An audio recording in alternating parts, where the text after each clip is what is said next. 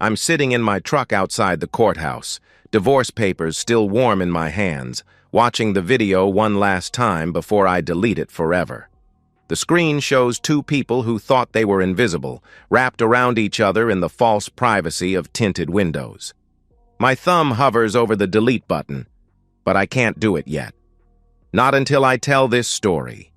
Not until I explain how a man who'd built his life on trust decided to tear everything down to the foundation. 3 months ago, I would have sworn on my father's grave that Claire and I were solid. 15 years together, 12 married, working our way from a starter apartment to a 4-bedroom colonial in Westfield.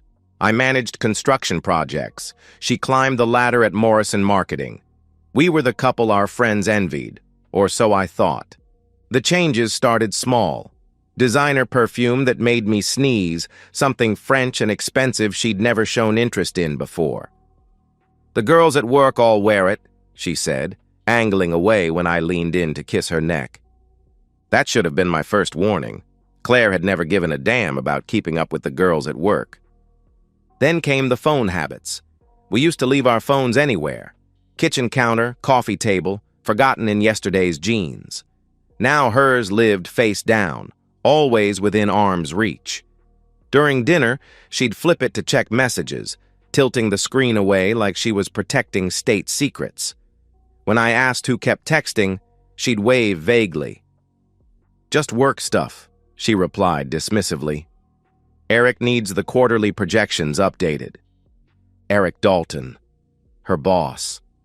The man who'd sat at our anniversary dinner 6 months ago, raising his wine glass to toast the most dedicated employee I've ever had the pleasure of managing. His wife Eleanor had been there too, quiet and elegant, her smile never quite reaching her eyes. I remember thinking they seemed disconnected, barely speaking to each other. Now I wonder if Eleanor already knew what I was too blind to see. The late night started in February. "Big client presentation," Claire would announce, gathering her laptop bag at 8 p.m. "Don't wait up." She'd return smelling wrong.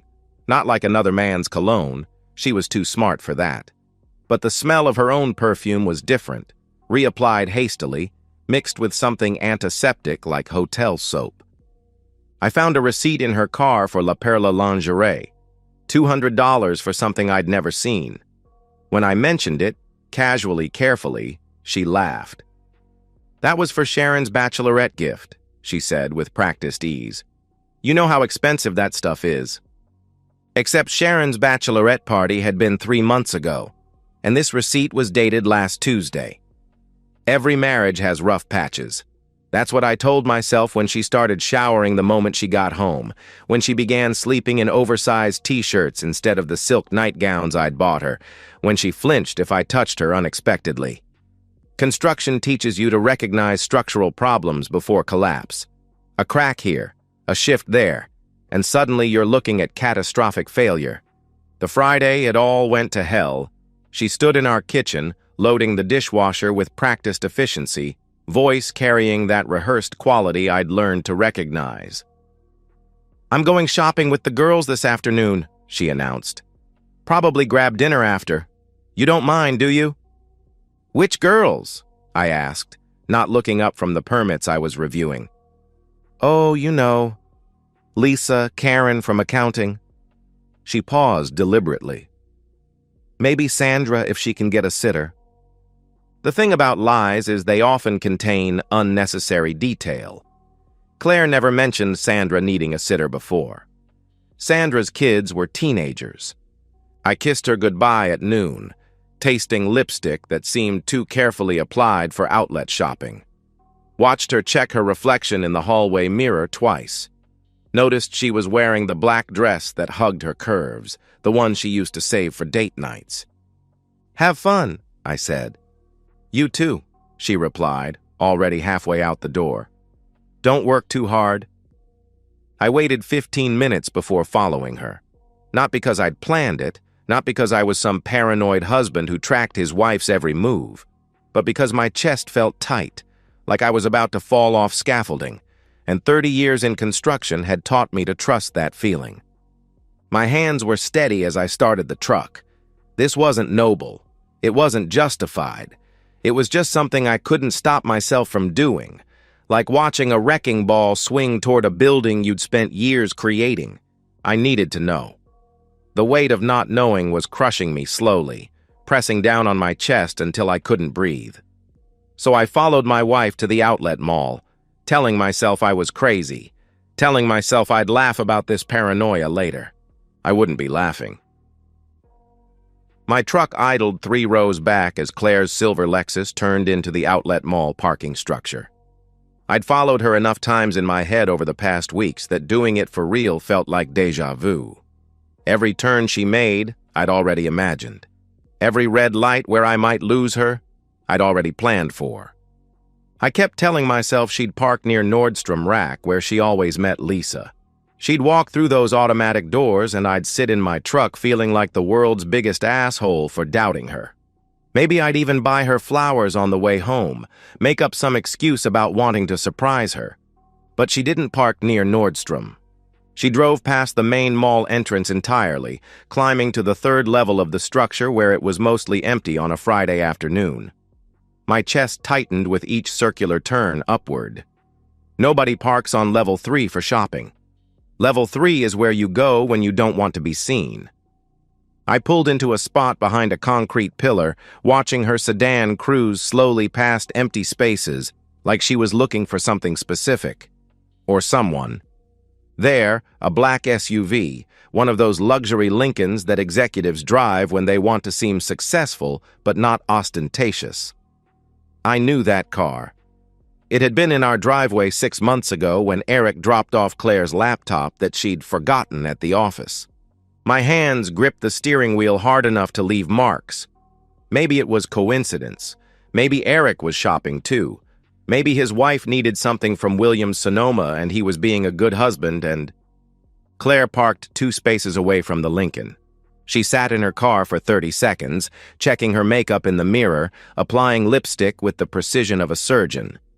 Through the windshield, I watched her take 3 deep breaths, the way she used to before important presentations. When she got out, the black dress rode up slightly, and she smoothed it down with practiced motion. Her heels echoed through the empty structure, confident clicks that sounded nothing like a woman meeting girlfriends for casual shopping. She walked past the Lincoln without looking at it, but her fingers trailed along the hood, a gesture so intimate it made my stomach turn. She stood at the concrete barrier overlooking the mall, pretending to check her phone, waiting. The Lincoln's door opened. Eric Dalton stepped out, and even from 50 yards away, I could see his wedding ring catch the afternoon light. He wore dark jeans and a polo, casual Friday taken to its extreme. Nothing like the suits he wore to our anniversary dinner. He walked up behind her, and his hand went immediately to the small of her back, proprietary and familiar. She turned into him like a flower finding sun, her whole body changing, loosening, opening, becoming someone I'd never seen before. I pulled out my phone, hands surprisingly steady. The construction site had taught me to document everything. "Cover your ass with evidence," my foreman always said. Video rolling, I crept closer, using parked cars as cover. Their voices carried in the concrete cavern. "I missed you," Claire said breathlessly, and her voice held a quality I hadn't heard in years. "It's been 3 days," Eric laughed, pulling her closer. "3 days too long," she replied. They kissed then, and it wasn't the desperate kiss of new lovers. It was practiced, comfortable, his hand tangling in her hair with the confidence of repetition. She made a sound, soft, needy, that hit me like a sledgehammer to the chest. "Eleanor thinks I'm at the gym," he said when they broke apart. "Daniel thinks I'm shopping with the girls." Her laugh was cruel, dismissive. "He actually believed Sandra needed a sitter." "You're terrible," Eric said, but he was smiling. "You love it," she purred. "I love you," he declared. The words hung there. Claire's response was to pull him back to the Lincoln, fumbling with the door handle. They tumbled into the back seat with the gracelessness of teenagers, and I kept filming. 30 seconds of undeniable truth. His wedding ring flashing, her voice saying things. God. Saying things I'd never heard, making sounds that were foreign to me after 12 years of marriage. I stopped recording when his hand pushed up her dress. Some things even revenge doesn't need to see. The walk to the Lincoln took 10 seconds, but felt like crossing a desert.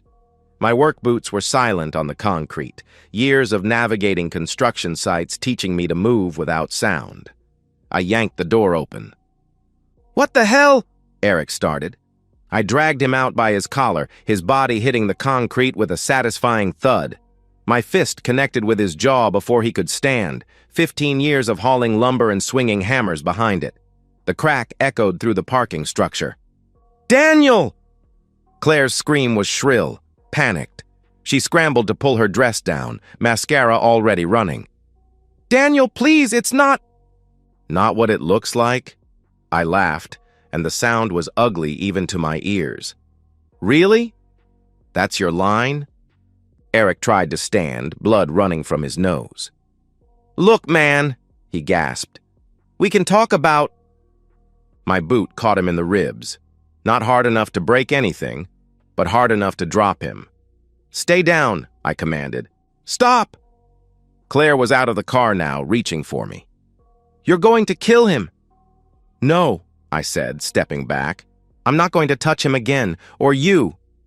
Security was already running toward us, radios crackling. Someone had heard the commotion or seen it on cameras. Good. I wanted witnesses to see me walking away. "Daniel, wait!" Claire called after me, her voice breaking on my name.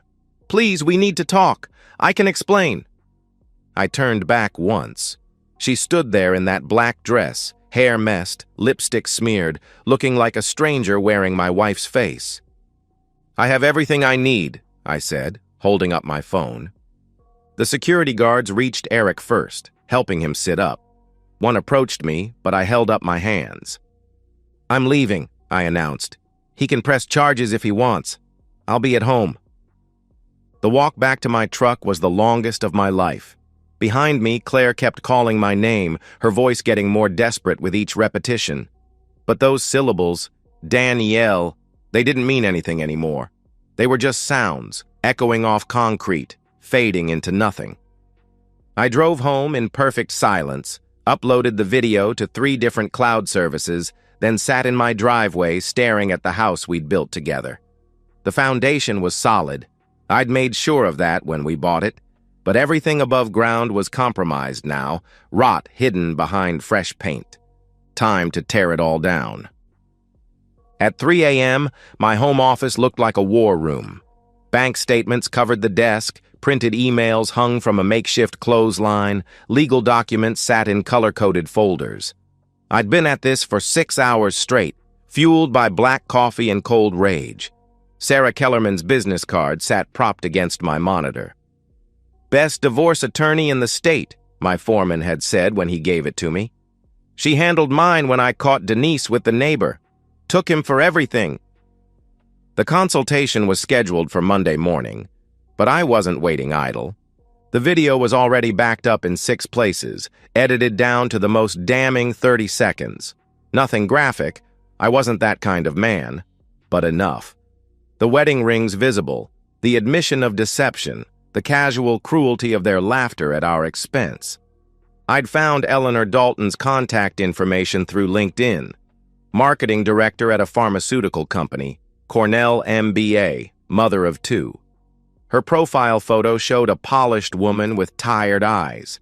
She deserved to know. The email was simple. "Mrs. Dalton, you don't know me, but our spouses know each other very well. You deserve the truth. I'm sorry it has to come this way. Daniel Morrison." 1 attachment. Send.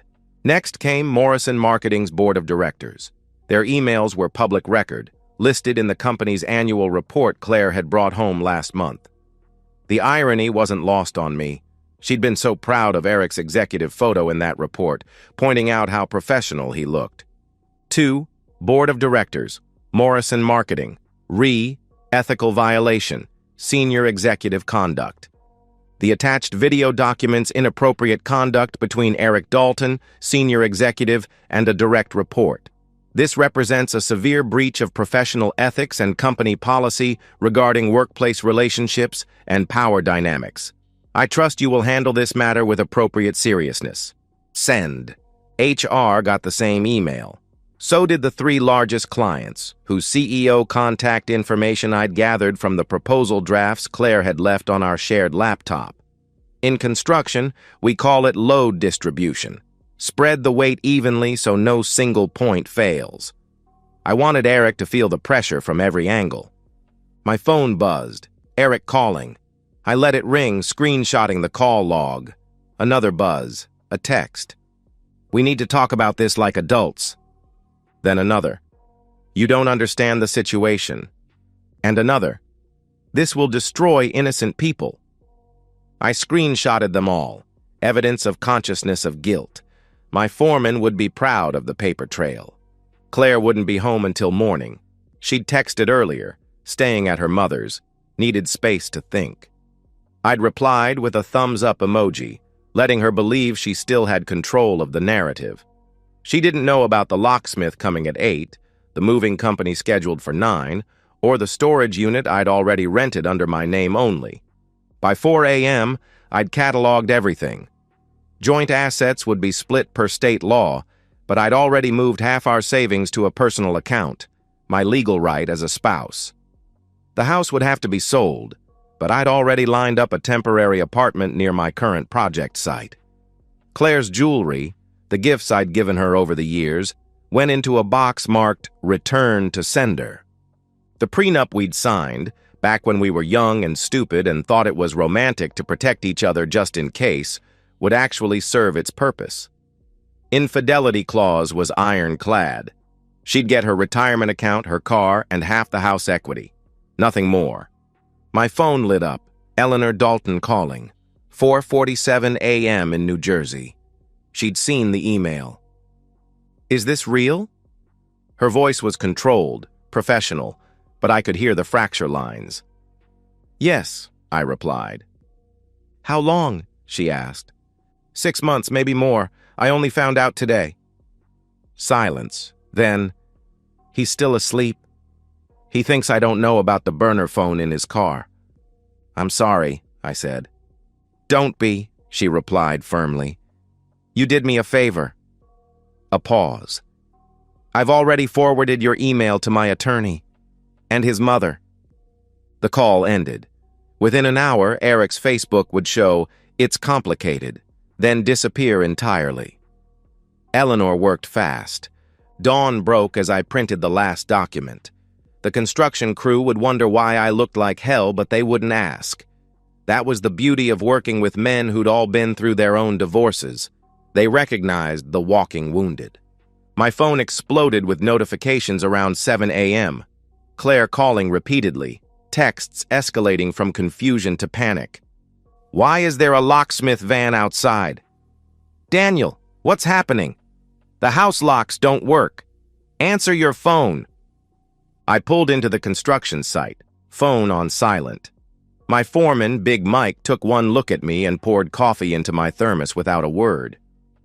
Heard there's drama at that marketing firm, he said after an hour, casual as weather talk. Someone sent a video to the whole board. CEOs having emergency meetings. That so? I kept my eyes on the blueprints. Yeah, Mike continued. Apparently some executive was banging his subordinate. Both of them out on their asses by lunch, way I heard it. I took a sip of coffee. Shame when people can't keep it professional. Mike studied me for a long moment, then clapped my shoulder. You need anything, brother, he said. You say the word. The texts from Claire shifted tone by afternoon. Eric was fired. They fired me too. This is insane. You've ruined everything. We could have worked this out. Please, Daniel, please talk to me. I finally responded at 3 p.m.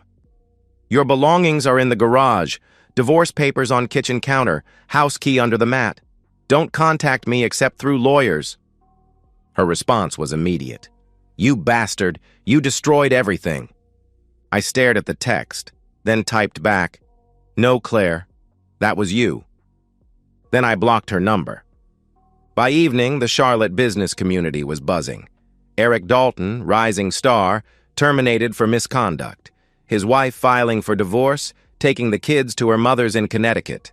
The scandal was contained but spreading. Whispers in country clubs and conference rooms. I sat in my new apartment, boxes still unpacked, eating Chinese takeout from the container. The walls were bare, the furniture minimal, but the structure was sound. Tomorrow I'd meet with Sarah Kellerman, sign papers, begin the legal dissolution. Tonight, I'd rebuilt my life from the ground up, one methodical decision at a time. My phone buzzed, a LinkedIn notification. 3 CEOs had viewed my profile, probably trying to figure out who'd blown up Eric Dalton's career. I smiled grimly and went back to my blueprints. Some men would have just walked away, been the bigger person, let karma handle it. But karma's a luxury for people who haven't spent 15 years learning that if you don't control the demolition, the whole thing comes down on your head. I controlled this demolition perfectly. Claire stood in my apartment doorway, designer raincoat dripping on the hallway carpet. 2 weeks since I'd moved out and she'd lost weight, her face angular in ways that reminded me of when we were broke college kids surviving on ramen. "Can I come in?" she asked, tentatively. I stepped aside without a word. She entered cautiously, like the space might be booby-trapped. Her eyes swept the sparse furniture, the single plate in the dish rack, the construction blueprints covering my coffee table. "You've really moved on," she observed quietly. "You wanted to talk." "Talk," I replied. She sat on my second-hand couch, hands folded in her lap. The wedding ring was gone, a pale band of skin in its place. She was wearing the perfume from our first date, vanilla and jasmine, a scent I'd once loved. Now it just smelled like manipulation. "I need you to understand," she began, "that it meant nothing." I remained standing, arms crossed. "That it was a mistake? That you never meant to hurt me? Which cliché are we starting with?" Her composure cracked. "It wasn't supposed to happen." "Bullshit," I shot back. "Affairs don't just happen, Claire. You made 1,000 small decisions. Every text you sent him, every lie you told me, every time you chose to meet him instead of coming home." "It started in Chicago," she said, her voice small. "That conference in January. We'd had too much wine at the client dinner. Everyone else had left. He told me how brilliant my presentation was, how I was undervalued, how you didn't appreciate what you had. So you f***ed him," I stated flatly. She flinched. "Not that night. We just talked. But something shifted. When we got back, he started messaging me. Little things, jokes about coworkers, articles he thought I'd like. It felt good to have someone who understood my work." "I understood your work," I protested. "You tolerated it," she shot back. The accusation hung between us. "When's the last time you asked about my projects?" "My goals?" You'd come home covered in dust and zone out when I talked about strategic positioning or market analysis. "So that justifies it?" I challenged. "I was building our future while you were building PowerPoints, and somehow that made me the villain." "No." Tears started falling, but she didn't wipe them. "I'm not trying to justify it. I'm trying to explain. With Eric, I felt seen, important, like I was more than just someone's wife." "You were never just someone's wife," I said firmly. "You were my partner, my best friend, the person I trusted most in the world." "I know," she whispered, her voice breaking completely. "God, Daniel, I know. And I threw it all away for what? He won't even return my calls now. His lawyer sent a cease and desist letter. Apparently, I'm a liability to his divorce proceedings." I couldn't help the bitter laugh. "You thought he'd choose you?" "I thought—" She stopped, shook her head. "It doesn't matter what I thought. I've lost everything. My job, my reputation, my husband. They walked me out of Morrison with a security escort. 12 years building my career, gone in 12 minutes. "You'll find another job," I said. No, I won't. She pulled out her phone, showed me an email. This went to every major firm in the city. Eric might land somewhere eventually. He's got connections, golf buddies who'll give him another chance. But me? I'm the subordinate who slept with her boss. I'm toxic. The silence stretched. Part of me wanted to feel sympathy, but all I found was hollow satisfaction. Did you know Eleanor took everything? Claire continued. The house, the investments, full custody. She had a forensic accountant go through their finances. Turns out Eric had a history. I wasn't his first office romance, just his most recent. You're telling me this why? I asked. Because I need you to know I wasn't special, she replied bitterly. I wasn't his soulmate or the love of his life. I was just convenient, available, stupid enough to believe him. She stood, faced me directly. And I need to ask you something. I waited. How can you be so cruel? She demanded. The video, the emails, making sure everyone knew. You didn't just want to divorce me, you wanted to destroy me. I wanted consequences, I replied evenly. This goes beyond consequences, she accused. This is scorched earth. I stepped closer, close enough to see the mascara she'd waterproofed for this conversation. You want to know about cruelty? Cruelty is letting me kiss you goodbye every morning knowing you were going to him. Cruelty is sitting across from me at dinner, texting him while I talked about my day. Cruelty is coming home smelling like hotel soap and climbing into our bed like nothing happened. I never meant, she started. Cruelty, I continued, voice steady as poured concrete, is laughing with him about how I believed Sandra needed a sitter, like I was some pathetic joke, some stupid trusting fool who deserved to be deceived. She crumbled then, sobbing into her hands. I'm sorry. Daniel, I'm so hecking sorry. I know you are, I replied. Now, after you lost everything. But you weren't sorry when you had him. You weren't sorry when you thought you'd get away with it. What do you want me to say? She cried. That I'm a horrible person? Fine, I'm horrible. I destroyed our marriage for nothing. I hurt the one person who truly loved me. Is that what you need to hear?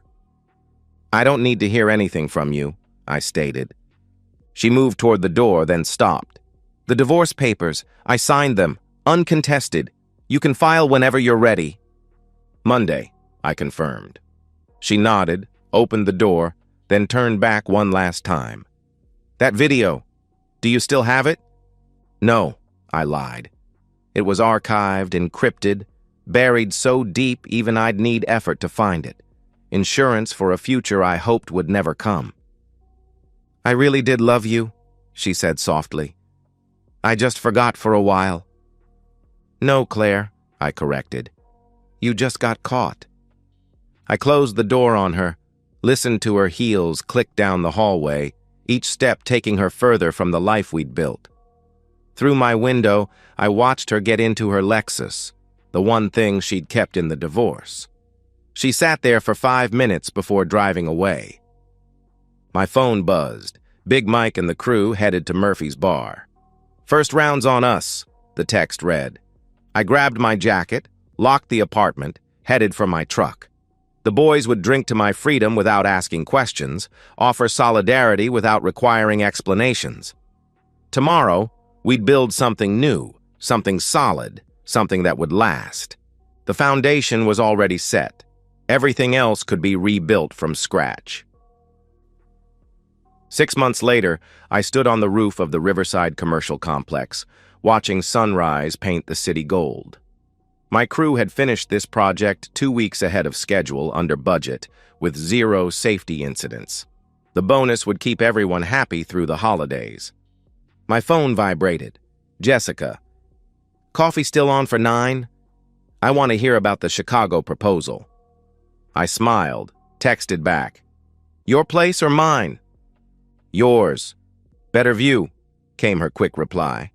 Jessica Huang, structural engineer, divorced, 2 kids, absolutely no tolerance for bullshit.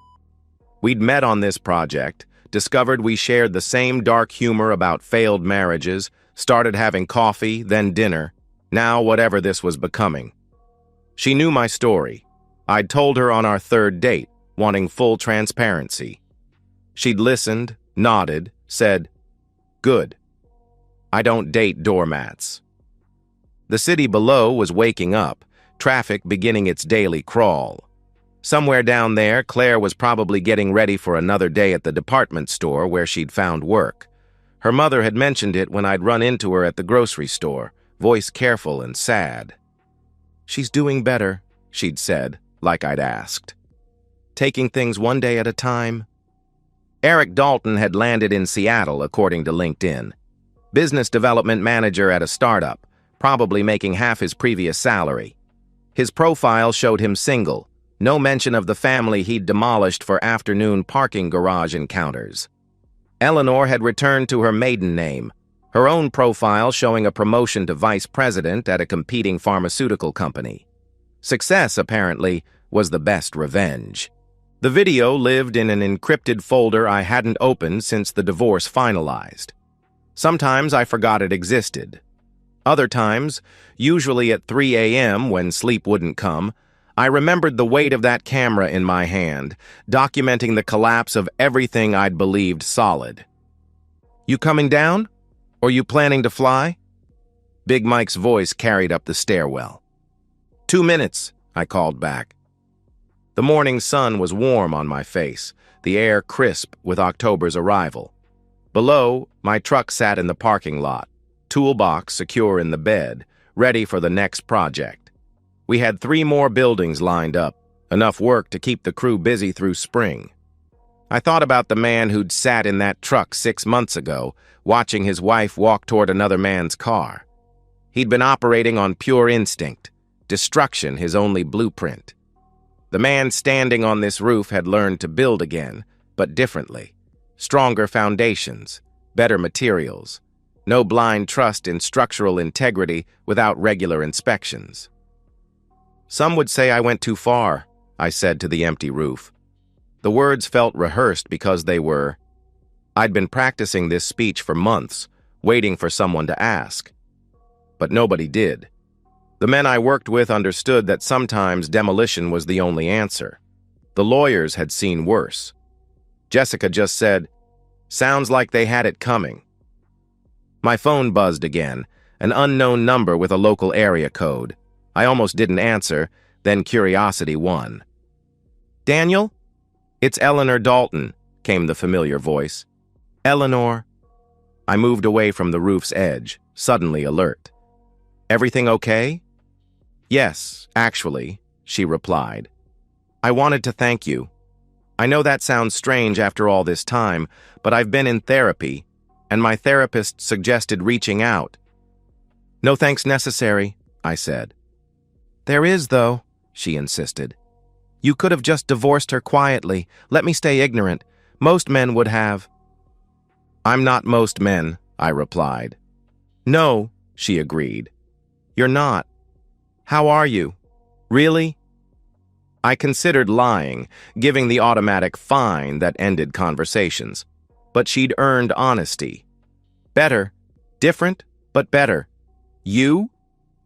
"Thriving, actually," she said warmly. "The kids are adjusting. We moved closer to my parents. I got promoted. Started dating someone who actually comes home when he says he will." "Good for you," I said sincerely. "Daniel, can I ask you something?" "Shoot." "Do you regret it?" she asked carefully. "The way you handled everything?" I watched a hawk circle above the construction site, riding thermals higher and higher. "I regret that it needed handling at all." "That's not an answer," she pointed out. "It's the only one I have," I replied. She was quiet for a moment. "Fair enough. Take care of yourself, Daniel." "You too, Eleanor." The call ended. I deleted the number immediately, that chapter officially closed. Down in the parking lot, Jessica's Prius pulled up next to my truck.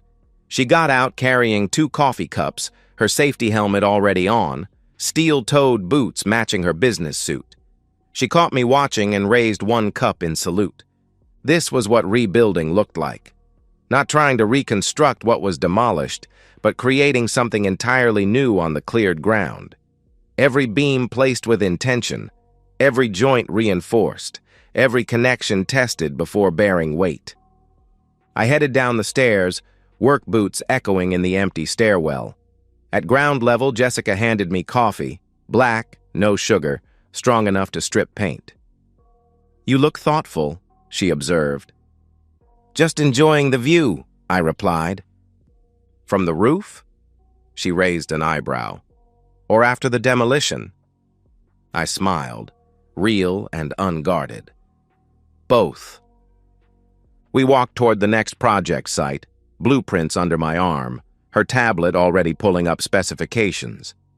Behind us, the Riverside complex stood solid against the morning sky, proof that you could build something worthwhile from rubble.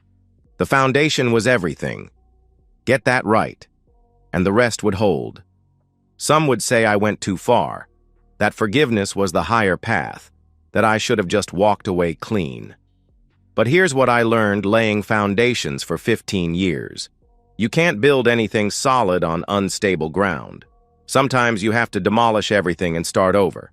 Sometimes scorched earth is the only way to ensure nothing toxic grows back. I made my choice. I live with it. And on mornings like this, with honest work ahead and no lies waiting at home, I know it was the right one. The past was rubble, the future was blueprint, and today we build. And so, we've reached the end of today's story. Was it what you expected, or did it take a twist you didn't see coming? I'm curious to hear your thoughts. Share them in the comments below, and let's get a conversation going. If this story kept you hooked, make sure to hit that like button. And if you're new here or just haven't subscribed yet, now's the perfect time to join our community. I bring you fresh, captivating stories every day, so click that subscribe button and turn on notifications so you never miss out. Thanks for watching, and I'll see you in the next one.